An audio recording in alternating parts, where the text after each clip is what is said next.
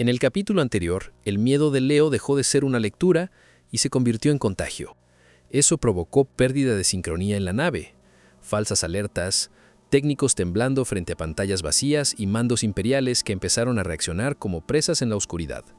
En este capítulo cae la máscara final. Kyle Ren tendrá que aceptar lo impensable. El problema no es una anomalía, ni un fallo, ni un mal sueño. El problema es la especie humana. Y la pregunta que decidirá todo es simple. ¿Puede el Imperio gobernar una mente que ha evolucionado para convivir con sus propios monstruos?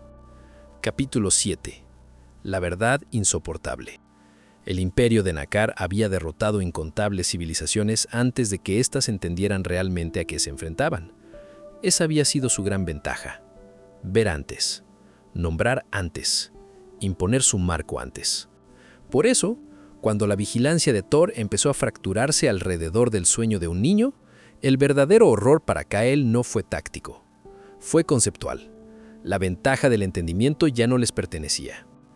Las alertas seguían cayendo por la red de la nave. Unidades que pedían confirmación de amenazas inexistentes.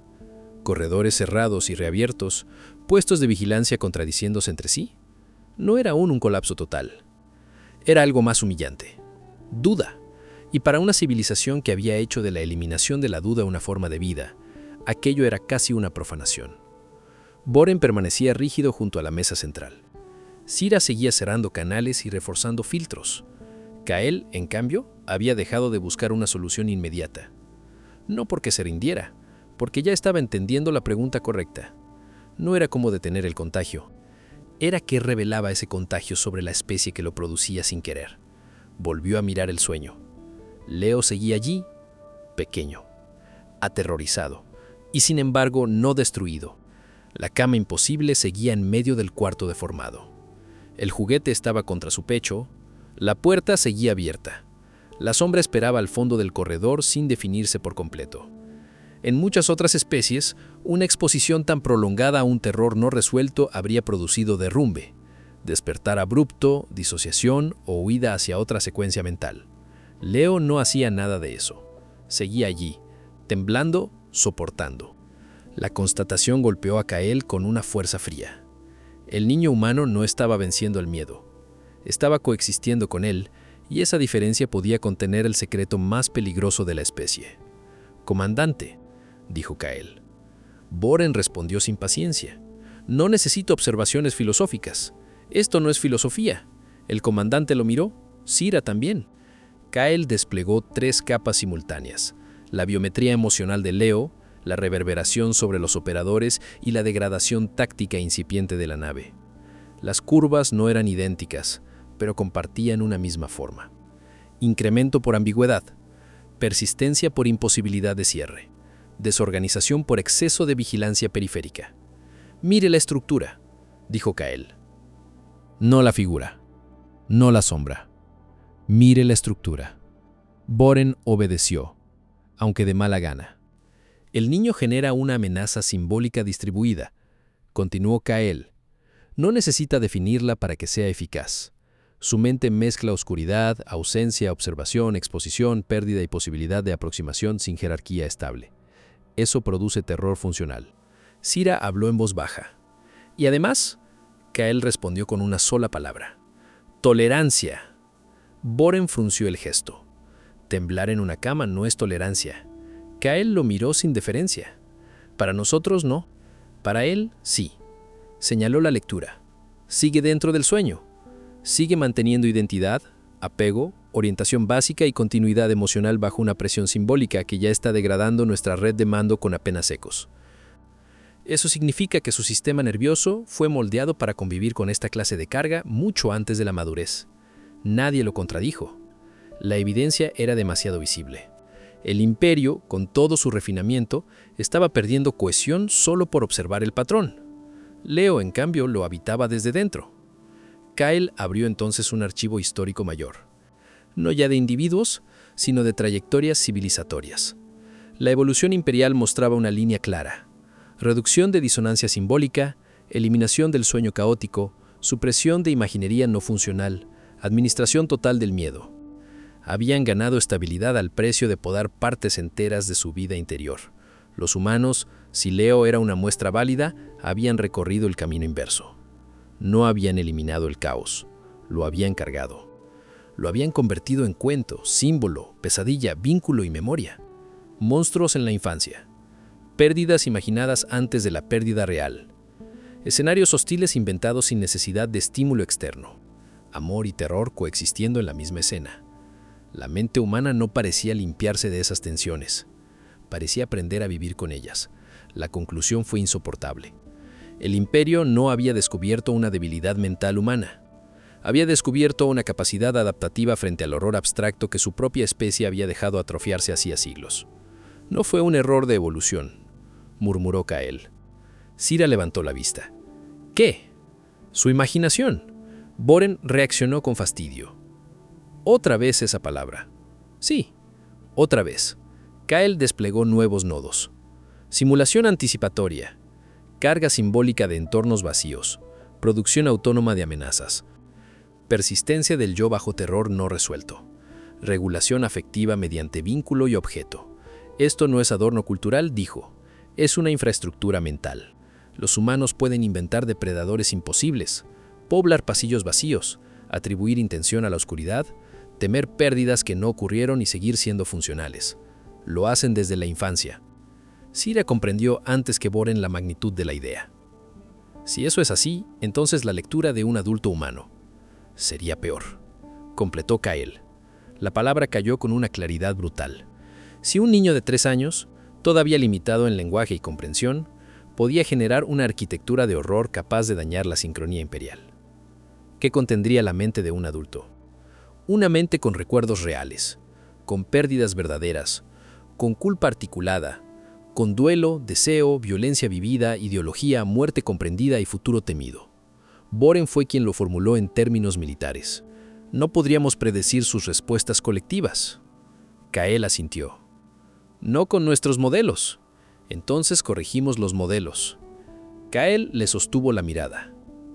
¿Con qué tiempo? La pregunta dejó a Boren sin respuesta inmediata.